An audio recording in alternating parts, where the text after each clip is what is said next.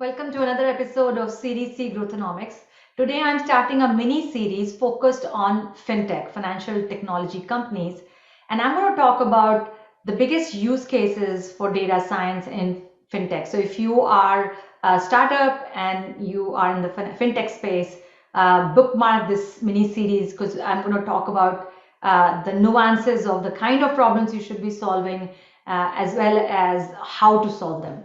So today, for next, I think 4 or 5 sessions, we are going to be just focusing on data science and fintech. Now, what's most common, and some of you know, my pedigree is, from PayPal. My last corporate role was at PayPal. And then more recently with Airing, I mean, this is 11 years ago, but more recently with Airing, many of our clients are startups in fintech. So basically my context is going to be try to cover everything, all the kind of various work that we do and where we find the biggest nuggets of insights. So all fintech have one thing in common, and that's transactions, right? So they have some transactions happening. There are two major kinds, I would say, broad categories of fintechs. There are those which have access to both the sender and receiver of the transaction, right? And the example here is, of course, PayPal or any of your digital bank. They would know when a bank knows the sender and the receiver fund, whether it's a check, they know who has sent, who's going to cash it. So that is your example of one kind of fintechs. The other kind of fintech is those who have access to either sender or receiver, right? So they have access to one side. An example of a receiver to sender would be like ATM, where ATM would be, they know the sender. So ATM would be any of the companies which is basically loading up cash in ATMs for you to withdraw. They know the receivers of the fund, actually, because they know who's drawing the fund. So that will be the ATM would be knowing the receiver. The payment processors also come under receivers, because they're all your gateways, your payment orchestration. Example would be Spreedly. Actually, ATM would know the receiver, but some of the gateways would probably come under here as well. So an example here would be gateways orchestration. Many of them, they obviously know the receivers. The big merchants are their clients, but they also have information on the sender. But many of them don't. Many of them only have information on the receiver. And the companies then, and the sender would be any fintech company or any actually company which is receiving funds from senders knows all the senders. So they also have transactions that they know, because anything where it's basically like a B2C kind of setting. Those would be a good example of sender side of the transactions they know.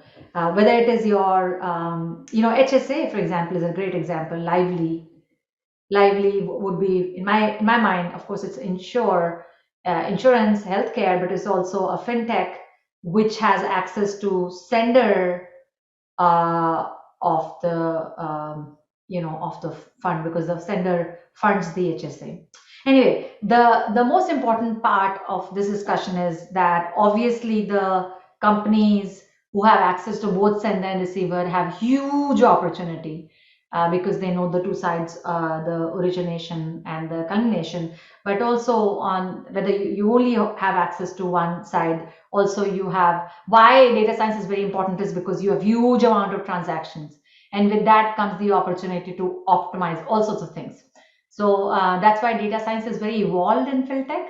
And you, as startup, if you're in fintech space, pay attention, maybe bookmark our next series, this series, and the next few episodes, because there's a lot we'll cover. So what I want to cover in most importantly, because fintech tends to be so much transaction, there's also There's also this overwhelmment which happens, which is why I want to talk about the biggest use cases of fintech in data science. Now we have talked in past, we've talked about, and you guys are well familiar with the three key questions framework that we talk about.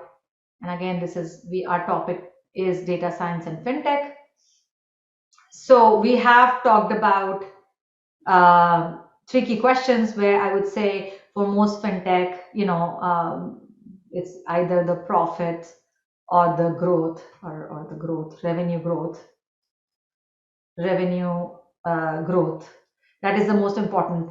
And then the process for finding the biggest opportunities for you is find which is your KPI, and then build the DuPont from what is the, what is the, how do you cut to profits? It's revenue minus cost minus loss. Obviously, these are minuses. And then what is the driver of revenue, what is the driver of cost, and so on and so forth. Maybe it's a merchant side, basically receiver side, like any gateway, any payment orchestration, anybody which works with merchants would have total number of merchants, and the revenue per merchant or something like that. So that is what you would build, and then you would find, obviously, like, put in numbers here where your biggest pieces of revenue are coming from, biggest pieces of cost, and optimize that. And the optimization for that would be your biggest tool there would be data science. So we've talked about this. I'm not going to go into detail, but if you're interested, you should talk about, and what you should Google is analytics agenda. That is what we call analytics agenda. And in some prior videos, I've talked in detail about analytics agenda, so you can go refer to that. But that would be, for a fintech, this would be your process to go about finding your biggest use cases. I am going to talk about 4 particular areas in coming future. In the future week, I'm going to talk about the biggest area of opportunity for fintech is risk, and we talk about fraud and account takeovers and all of that. So that's one big area. The other big area is product, of course, whether it is next product recommendation for merchants or upsell, upgrade, whatever else, and also product pricing. That's significant, and we're going to talk about that.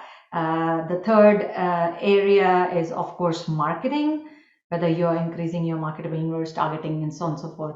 And the last area that I want to talk about, which is very heavy for some, this is ops, operations, and that's going to be very heavy for cash, for companies, for fintechs which are moving cash around. Operations are big and huge, but it's also very important for those who are more orchestration and not really moving, not B2C. So ops is going to be very, very important for B2C sort of companies, or maybe B2B2C companies.